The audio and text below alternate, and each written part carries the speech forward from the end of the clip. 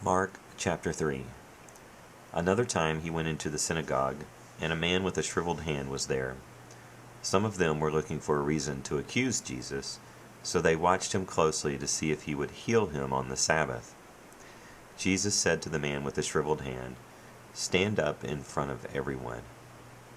Then Jesus asked them, "Which is lawful on the Sabbath, to do good or to do evil, to save life or to kill?" But they remained silent. He looked around at them in anger and, deeply distressed at their stubborn hearts, said to the man, "Stretch out your hand." He stretched it out, and his hand was completely restored. Then the Pharisees went out and began to plot with the Herodians how they might kill Jesus. Jesus withdrew with his disciples to the lake, and a large crowd from Galilee followed. When they heard all he was doing, many people came to him from Judea, Jerusalem, Idumea, and the regions across the Jordan and around Tyre and Sidon. Because of the crowd, he told his disciples to have a small boat ready for him, to keep the people from crowding him.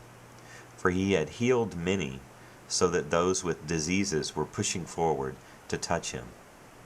Whenever the evil spirits saw him, they fell down before him and cried out, "You are the Son of God." But he gave them strict orders not to tell who he was. Jesus went up on a mountainside and called to him those he wanted, and they came to him. He appointed 12, designating them apostles, that they might be with him, and that he might send them out to preach, and to have authority to drive out demons. These are the 12 he appointed: Simon, to whom he gave the name Peter, James, son of Zebedee, and his brother John. To them he gave the name Boanerges, which means sons of thunder. Andrew, Philip, Bartholomew, Matthew, Thomas, James, son of Alphaeus, Thaddeus, Simon the Zealot, and Judas Iscariot, who betrayed him. Then Jesus entered a house, and again a crowd gathered, so that he and his disciples were not even able to eat. When his family heard about this, they went to take charge of him, for they said, "He is out of his mind." And the teachers of the law who came down from Jerusalem said, "He is possessed by Beelzebub, by the prince of demons. He is driving out demons." So Jesus called them and spoke to them in parables. "How can Satan drive out Satan? If a kingdom is divided against itself, that kingdom cannot stand.